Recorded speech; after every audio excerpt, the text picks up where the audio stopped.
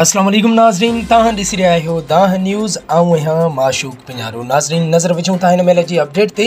कराची मां तव्हांखे अपडेट कयूं पिया। IBA टेस्ट ॾींदड़ उम्मीदवारनि कराची सिंध असेंबली गेट ते दिलबर सिंधीअ जी अॻवाणीअ में एहतजाज कंदे ऐवान में वेठल सभिनी मेंबरनि खां घुर कई त हिकु सिंध हिकु पॉलिसी जोड़े सॼी सिंध में सभिनी यूसिन में रखियल वैकेंसियूं पूरियूं कयूं वञनि। उम्मीदवारनि सिंध असेंबलीअ खां पैदल मार्च करे कराची प्रेस क्लब पहुची एहतजाजी मुज़ाहिरो कयो, जंहिंमें उम्मीदवारनि इंसाफ़ जी घुर कई त सिंध काबीना ऐं तालीम जे वज़ीर चार पॉलिसियूं जोड़े सॼी सिंध जे नौजवाननि खे मायूस करे छॾियो आहे। ऐं ॿिए पासे हार्ड एरिया जे नाले ते 33 मार्कुनि ते मनपसंदी सियासी चूंडियल MP ऐं MNA बाला ऑफिसरनि जी यारी मल्हाईंदे उस्तादनि जी भर्तियुनि जो बंटवारो कयो पियो वञे।